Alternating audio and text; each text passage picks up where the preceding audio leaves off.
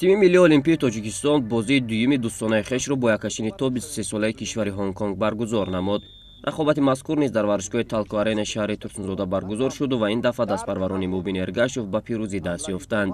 چون بازی قبل تیم ملی تاپ 23 ساله تاجیکستان همه وقت سمت دروازه حریف امکانات‌های گلزنی را به وجود می‌آورد و مهمانان باشند 5 و حتی در بعضی موارد 6 نفره از خط دفاع بیرون نمی‌برآمدند. این باشد کاری حمله‌گران مرکزی ما را مشکل می‌نمود. در قسم اول خسرو طائروف، شهرام سمیوف و رستم سایروف بارها با دریبلینگ گلی خود داخل جریمه‌گاه گشتند ولی موفق به زدن گل نشدند. قسمت اول بازی بدون گل جنببست شد. در نیمه دوم بازی منتخب المپیک هنگ کنگ کمی از خط دفاع بیرون برآمد. چند دفعه نفران تازه نفس به سهرابخوجا یوسفوف دروازه‌بان تیم ملی المپیک تاجیکستان خطر ایجاد کردند. مبین ارگاشوف باشد بعد تغییرات‌های زیادی انجام داده‌اش به بازی سرخپوشان تاجیک نفس تازه بخشید. در دقیقه 75 فتح‌الله علیمزاده با یک پایبازی عالی خود داخل جریمه‌گاه حریف شد و حمایتگر باشد هین دفاع قاعده بازی را مقابل فتح‌الله ویران نموده ضربه جریمه‌ای 11 متر تعیین گردید.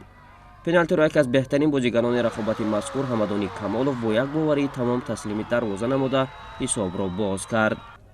14 دقیقه بعد کاپیتان تیم ملی المپیک تاجیکستان شهرام سمیوف حساب واقعی را دوچند ساخت.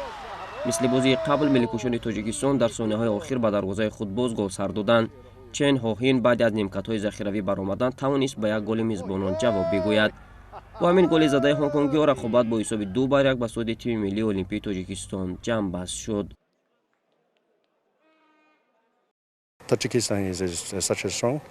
ابتدا باید بگویم که تیم تاجیکستان خیلی قوی است ولی من از بازی شاگردانم خیلی راضی هستم و ما توانستیم شماره زیادی حمله های خطرناک حریف را برطرف نماییم.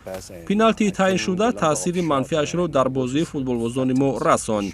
تغییرات های انجام داده ما در قسم دوم و موقع خوب را اشغال نمودن حمایتگران در داخل جریمه‌گاه مثل بازی قبل به ما یک گل آورد.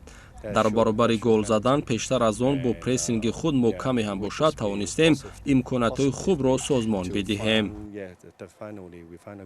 این یکی از مراحل آمادگی ما برای بازی انتخابی چمپیونات آسیا. برای همین در این بازی ما یک مقصد داشتیم و یک نقشه داشتیم. یک خیلی چیزا نشد، یک خیلی چیزا شد. این البته برای ما یک به همچون به بازیگران همچون به مربی‌ها یک درس است و ما می‌بینیم کمبودی خود رو و اون چیزایی که ما می‌خواستیم و چیزایی که شد در میدان چیزی که نشد البته در این کار می‌کنیم که اساسی این حالت‌های گلزنی که بود ما در دو بازی به فکر من میتونستیم خیلی گل بزنیم که مخلصا را شاد کنیم لیکن چون که میگم این یکی از مرحله آمادگی ما است. البته کمبودی بسیار است در همین مسئله کمبودی ها البته کار میکنیم.